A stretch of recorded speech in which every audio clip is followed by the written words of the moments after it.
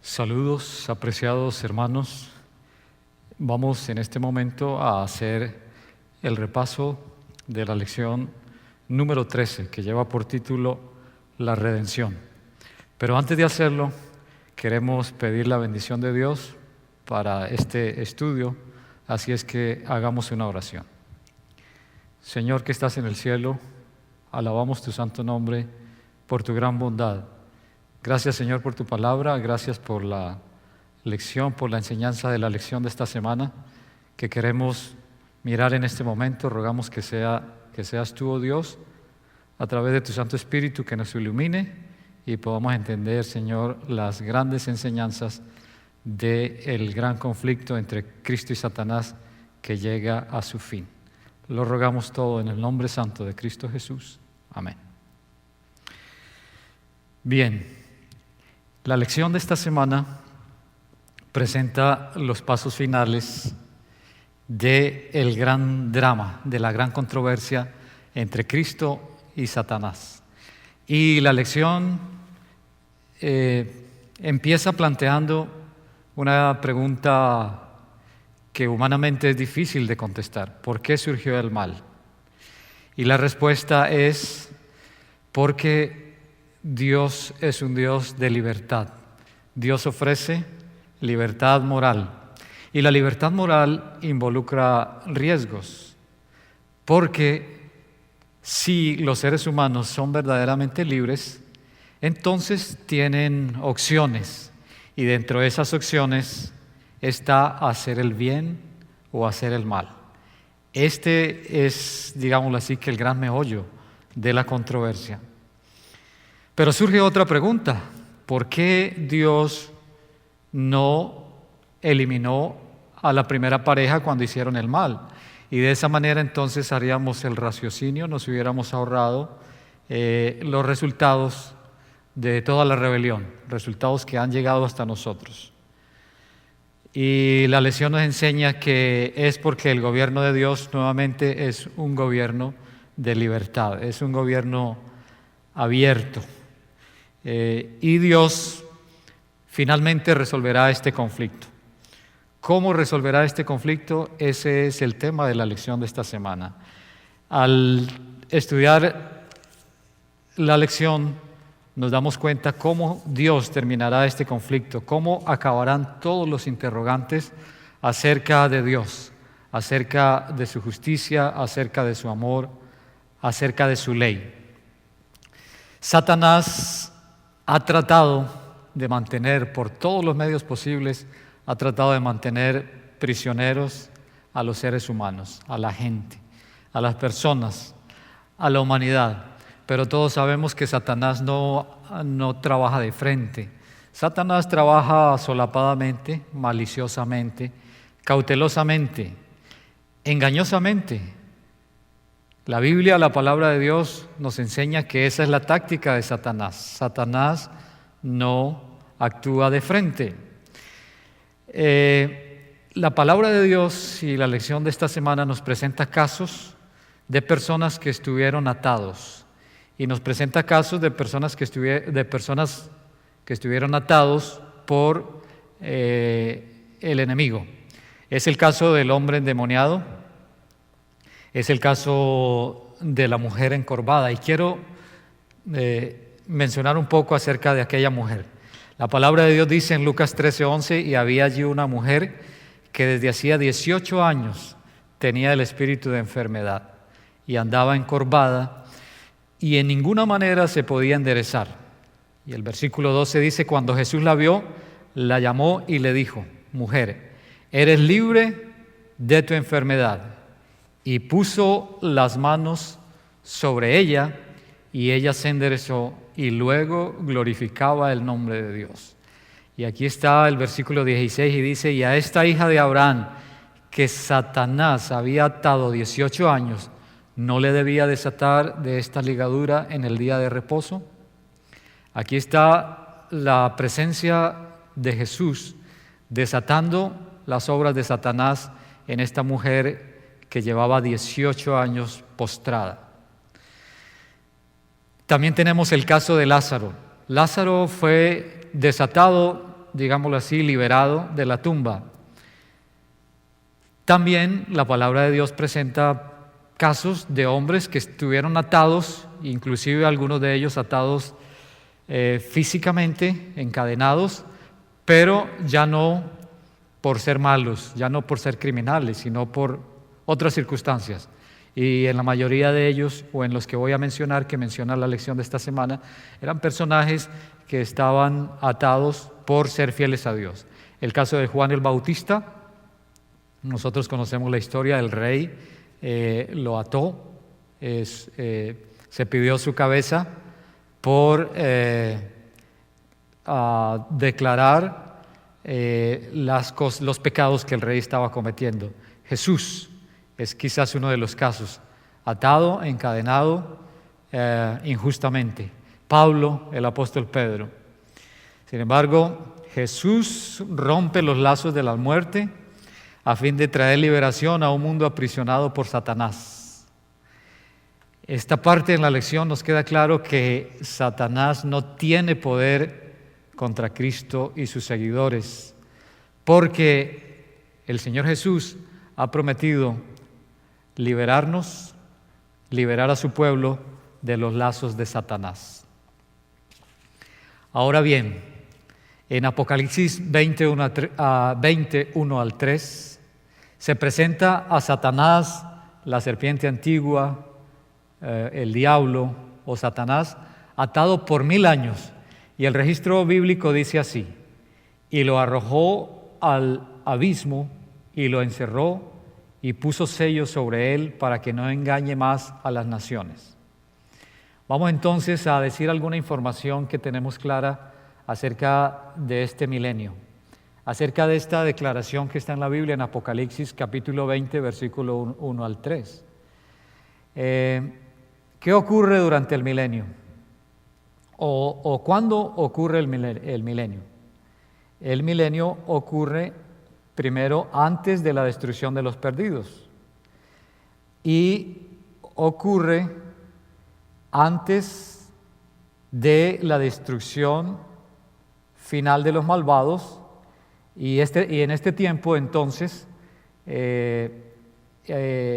los salvados, como dice el registro bíblico, estarán en el cielo con Jesús y en este momento entonces se pueden obtener respuestas a muchas preguntas. Y es interesante, hermanos, que la palabra de Dios enseña que los justos, los salvados, que van al cielo con Jesús, cuando Jesús viene por segunda vez y los levanta al cielo y están allí 1000 años, los salvados participarán en ese juicio. Dice así la palabra de Dios en 1 Corintios 6:2: ¿o no sabéis que los santos han de juzgar al mundo? Y el versículo 3 dice: ¿o no sabéis que hemos de juzgar a los ángeles?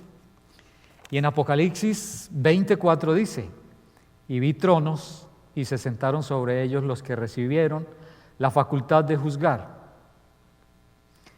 Ahora, hay otra certeza o hay otra claridad en cuanto al milenio. Ninguno de los perdidos afrontarán el juicio final hasta después del milenio. Hablando de los perdidos. Otra conclusión que podemos sacar del milenio: en el milenio los salvados entenderán cabalmente por qué los impíos se pierden. Esto es muy importante. El juicio de Dios es importante porque se aclaran todas las preguntas. No puede quedar ni una sola pregunta en el aire, no puede quedar ninguna inquietud. El carácter de Dios debe ser completamente vindicado. Y quiero leer de aquí textualmente de la lección este párrafo que nos aclara esta parte. Dice: ninguno de los perdidos afrontará el juicio final hasta después del milenio, hasta que los salvados no solo entiendan por qué los impíos se pierden, sino también que cumplan una función al pronunciar sentencias sobre ellos. Piensa en lo que esto nos dice acerca del carácter de Dios y la transparencia de su gobierno. Antes de que una sola persona afronte el destino final de los perdidos, el pueblo de Dios podrá ver con claridad la justicia y la equidad del juicio final de Dios sobre ellos. Será doloroso, ciertamente, pero cuando esté terminado, como ya vimos, gritaremos, y ese grito será de todos, tanto impíos como justos, y dirán en Apocalipsis 16:5, justo eres tú, oh Señor, el que eres y que eras el Santo. Entonces, aclaremos o recapitulemos esta parte del milenio. A la segunda venida de Cristo, el Señor Jesús lleva a los redimidos al cielo. Esto lo conocemos muy bien, está en San Juan capítulo 14, versículo 1 al 3, que Jesús se fue a preparar lugar para ellos, para los salvos, para los redimidos en el cielo, y quiere que donde Él está, nosotros también estemos. Esta traslación en la segunda venida de Cristo es de los vivos, los justos vivos, y los muertos que en ese momento resucitan, según Primera de Tesalonicenses, capítulo 4, versículo 16 y 17. Y quisiera leerlos. Quisiera leer este pasaje, Primera de Tesalonicenses, capítulo 4, versículo 16 y 17, donde nos aclara, donde nos presenta claramente lo que va a suceder. Dice Primera de Tesalonicenses 4, 16 y 17. Dice así, este texto muy conocido: porque el Señor mismo, con voz de mando, con voz de arcángel y con trompeta de Dios, descenderá del cielo, y los muertos en Cristo resucitarán primero.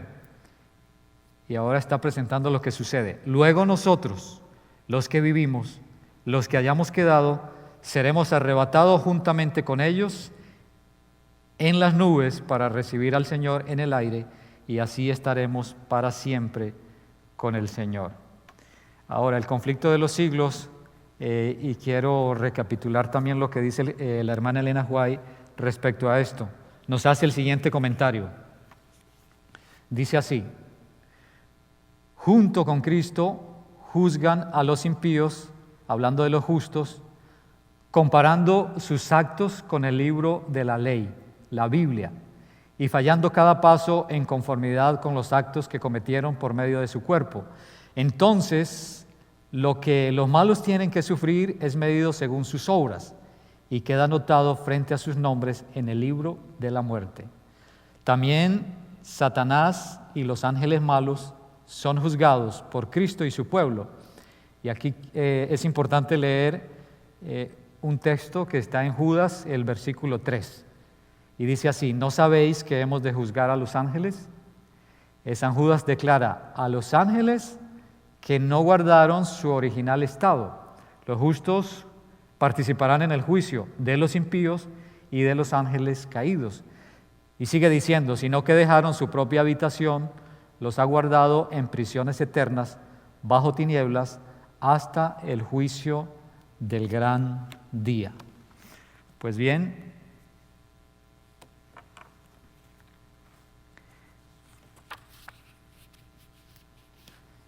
¿qué sucede entonces a la venida de Cristo? A la venida de Cristo los impíos serán borrados de la superficie de la tierra. Esto es muy interesante, que la Biblia lo deja claro. A la venida de Jesús, los justos vivos ascienden al cielo, los justos muertos resucitan y ascienden con Jesús, pero todos dice el conflicto de los siglos en la página 715, a la venida de Cristo los impíos serán borrados de la superficie de la tierra, consumidos por el espíritu de su boca y destruidos por el resplandor de su gloria. Cristo lleva a su pueblo a la ciudad de Dios, y la tierra queda privada de sus habitantes. Esto es así como entonces el Apocalipsis nos enseña que de esa manera Satanás queda atado, porque no tiene personas, no tiene a quién engañar. Por eso es atado, por las circunstancias. Entonces, después del milenio, sucede la segunda resurrección, que es la resurrección de los impíos. Y eso lo enseña Apocalipsis 25, dice, pero los otros muertos no volvieron a vivir hasta que se cumplieron 1000 años. Y esto lo respalda también San Juan capítulo 5, 28 y 29, donde dice, no os maravilléis de esto, porque vendrá hora cuando todos los que están en los sepulcros oirán su voz. Y el versículo 29 dice, y los que hicieron lo bueno saldrán a resurrección de vida, más los que hicieron lo malo a resurrección de condenación. Entonces, después de la resurrección de los impíos, después de terminado el milenio, todos sabemos que la palabra de Dios enseña que Satanás convence a toda esta hueste de perdidos de rodear la ciudad, de rodear la santa ciudad, la nueva Jerusalén, y tratar de atacarla. Ahora entonces, resumiendo esta parte del milenio, ¿cuál es el propósito del juicio? No solamente del juicio que se está llevando a cabo en este momento en el milenio, sino también del juicio que se empezó a llevar a cabo desde el año 1844 para todos los que han creído en Jesús. Propósito de este juicio no es enseñarle a Dios algo que Él no supiera antes. En realidad el juicio se da no porque Dios no sepa a quién se va a salvar o quién se va a perder, porque Dios, todos sabemos, Dios conoce todo, el fin desde el comienzo. El propósito del juicio es que cada ser, tanto los seres celestiales como los seres terrenales, sepan que Dios es un Dios justo, que Dios juzgó justamente a los perdidos, que los perdidos que se pierden está claramente presentado por qué se pierden, no hay ninguna duda. Para eso es el milenio. También el propósito del juicio es que los salvados y los perdidos, tanto humanos como ángeles, sepan que Dios es un Dios justo, que Dios es un Dios recto. Ahora, también el milenio termina, dice, nos enseña la lección, termina con dos cosas que ha causado, y con esto vamos llegando al final del repaso de esta lección, que son las buenas nuevas de esta lección de esta semana, que lleva por título la redención. Con la destrucción final de los malvados, después de que ya está claro que en el juicio de Dios todo ha quedado completamente esclarecido, entonces también dice Apocalipsis 1:18, y tengo las llaves de la muerte y del Hades. Y entonces las llaves son un símbolo de poder y autoridad. Jesús tiene las llaves de la muerte y también tiene las llaves del Hades. Y el Hades es la morada de los muertos, o sea, el sepulcro. Jesús tiene las llaves de la muerte y Jesús tiene las llaves del sepulcro, y entonces también esto llegará a su final. Entonces, el acto final de este drama, de este conflicto entre Cristo y Satanás, es la muerte, el final de la muerte, la destrucción final, la destrucción definitiva de la muerte, la destrucción definitiva del Hades, y también la destrucción final y definitiva de los que no se hallaron inscritos en el libro de la vida. Y esta destrucción, así como los redimidos, los salvados, vivirán eternamente, esta destrucción de los impíos llegará a su final. No estarán, digámoslo así, ardiendo eternamente, tendrá su final. Y bien, hermanos, la lección de esta semana también nos enseña que después de todo esto, después de que se realice el juicio de Dios, todo llegará a su final. Dios creará cielos nuevos y tierra nueva. Dios restaurará toda la perfección, no solamente la tierra, sino que Dios también promete hacer tierra nueva y cielos nuevos. Y entonces también dice, no habrá más mar. Esto dando a entender que no habrá más separación. Y entonces estaremos en la Nueva Jerusalén, que posteriormente será establecida aquí mismo en la tierra. Hermanos, no habrá más lágrimas. La palabra de Dios nos promete, enjugará Dios toda lágrima de los ojos de ellos, y ya no habrá más muerte, ni clamor, ni dolor. Si Dios desea quitar las lágrimas, si Dios va a quitar las lágrimas de nuestros ojos, si Dios toca nuestro rostro para secar nuestras lágrimas, es importante entonces que nosotros es porque los salvos han tenido una comunión íntima con Dios. Entonces, hermanos, nos dice la palabra de Dios, ya no habrá más lágrimas. Enjugará Dios toda lágrima de los ojos de ellos. Para que Dios pueda enjugar nuestras lágrimas es porque hemos tenido una relación íntima con Dios.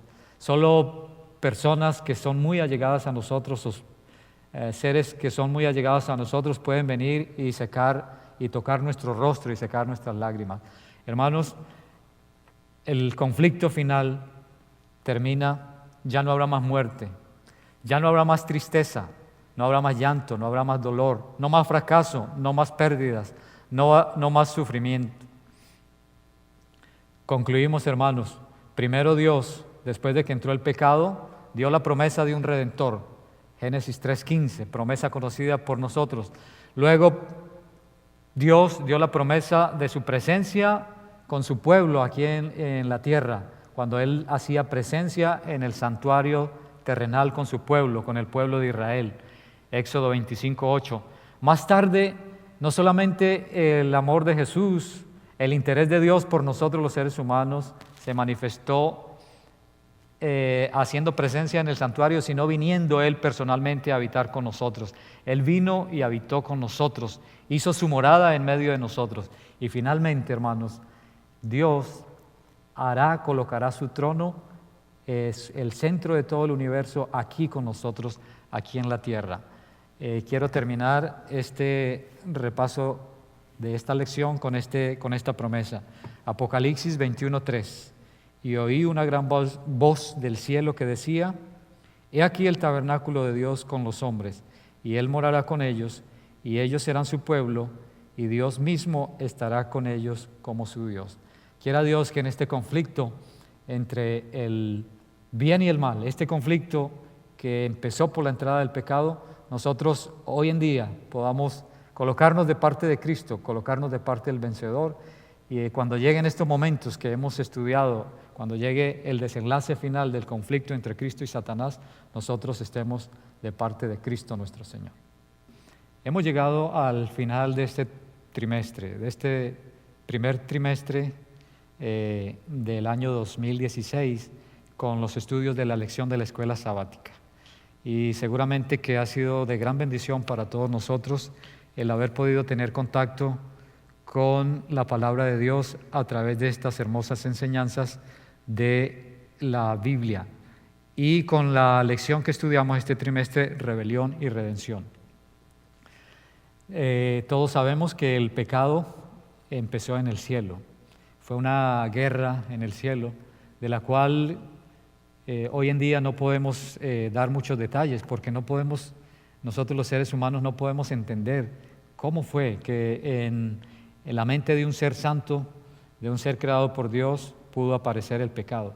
Sin embargo, esta guerra que empezó en el cielo se traslada a la tierra y en la tierra el enemigo, tristemente, el enemigo de Dios tiene éxito al engañar y al someter a nuestros primeros padres, Adán y Eva. Para nosotros nos queda una lección importante en este aspecto, que fue lo que fallaron nuestros primeros padres, y es que nosotros debemos obedecer lo que Dios nos dice y lo que Dios nos manda, lo que Dios nos pide. Es así como este conflicto se traslada a los seres que empezaron a poblar esta tierra.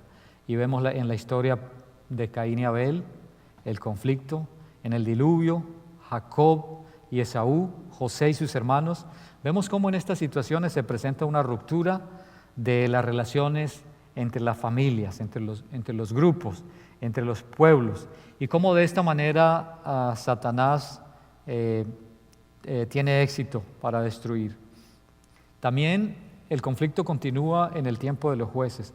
Tristemente, en el tiempo de los jueces, el pueblo de Dios estaba muchas veces más interesado en adorar a los ídolos que servir a Jehová.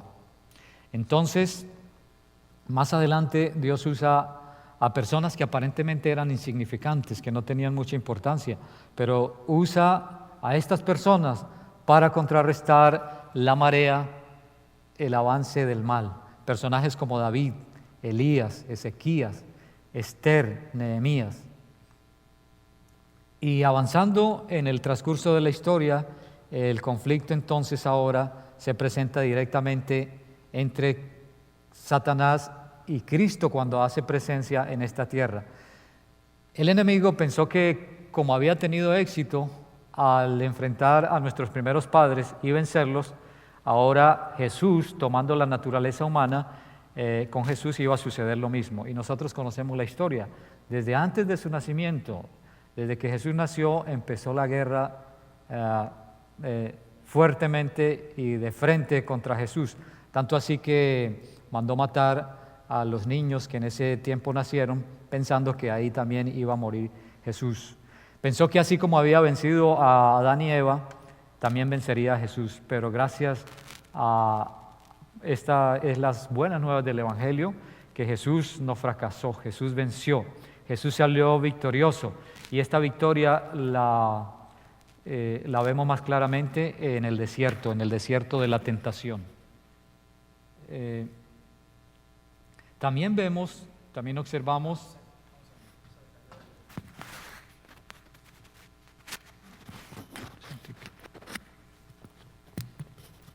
cómo se pudiera que se trabe mejor.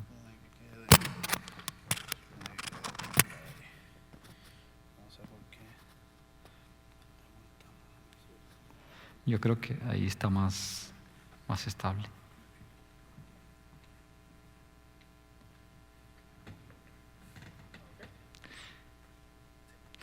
Así como el enemigo había tenido éxito con Adán y Eva, pensó que igualmente lo tendría con Jesús cuando lo vio en su propio terreno, o sea, aquí en la tierra. Sin embargo, es la buena nueva del Evangelio. Jesús salió victorioso sobre el enemigo y esta victoria también es nuestra. Y esto lo demostró en el desierto de la tentación, que de diferentes maneras el enemigo trató de derrotarlo, de vencerlo, y Jesús a través de un escrito está, a través de la palabra de Dios, lo enfrentó y lo venció. Ahora, en las enseñanzas de Jesús también observamos que se presenta este conflicto, observamos los elementos del gran conflicto. Por decir una de las tantas enseñanzas de Jesús, aquella parábola de Jesús de la edificación de la casa, la edificación sobre la superficie, que es la arena, y la construcción sobre un elemento firme, sobre un elemento sólido, que es la roca. Mientras este conflicto rugía entre Cristo y Satanás, cuando Jesús estuvo aquí en la tierra, posteriormente entonces se traslada a sus discípulos. Hubo cosas que no favorecieron a los discípulos: el orgullo, la duda, la testarudez, la autosuficiencia, la mezquindad. Estuvieron presentes en sus discípulos y de esta manera entonces le abrieron la puerta a Satanás. Ellos, como nosotros, tuvieron muchas lecciones que aprender. Así es que posteriormente en la iglesia primitiva también se presentaron muchos problemas, y solamente en aquella ocasión, después de 10 días de oración, de íntima comunión de la iglesia de Dios,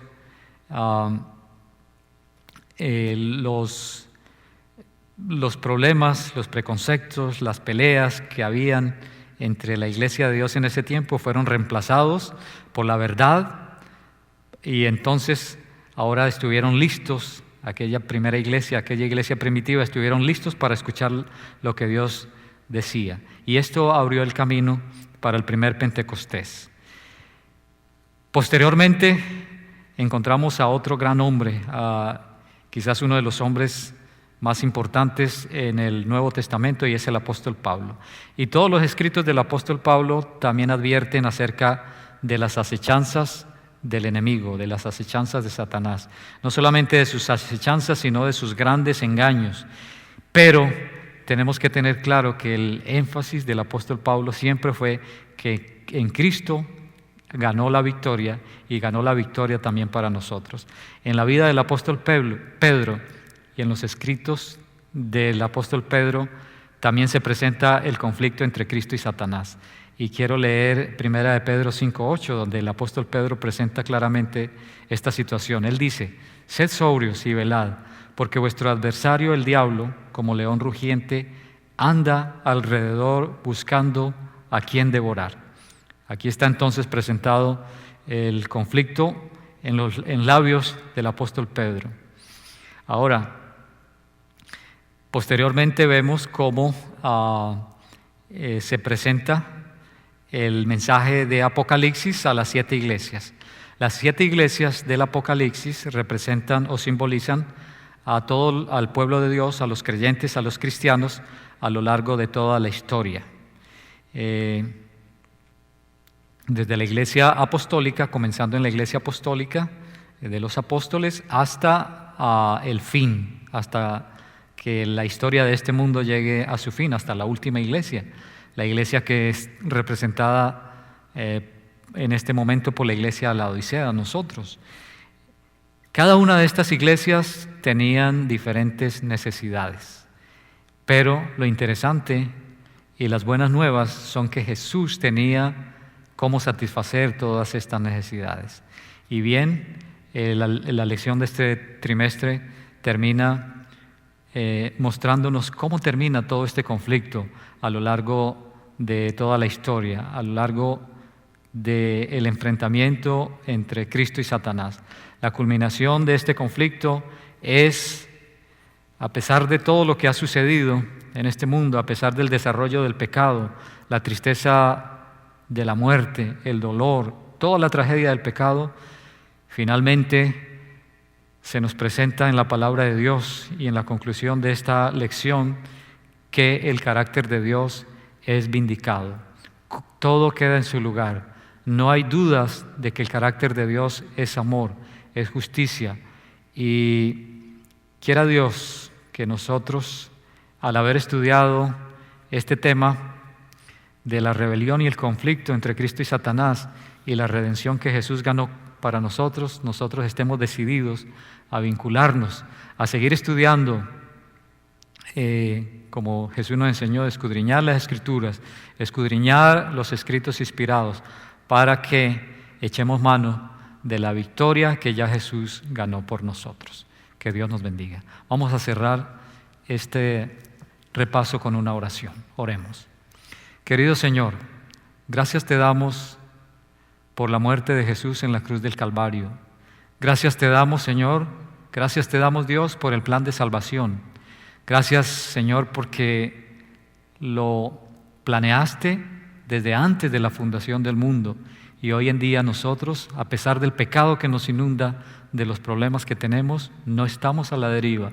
Tenemos tu santa palabra, tenemos tus santas promesas, tenemos clara ya la victoria de Jesús en la cruz del Calvario, su ascensión al cielo, su intercesión en el santuario celestial, el juicio que se está desarrollando para los que han creído en ti, el juicio final que se desarrollará en el milenio y la ejecución de ese juicio al final del milenio. Queremos, oh Dios, que tú nos ayudes a estar del lado correcto en este gran conflicto entre Cristo y Satanás. Ayúdanos, oh Dios, a vencer a través del poder de Jesús. Permítenos, Señor, la presencia de tu Santo Espíritu que guíe nuestras vidas. Nos colocamos en tus manos, alabamos tu santo nombre, no porque tengamos méritos en nosotros, sino en el nombre santo de Cristo Jesús. Amén.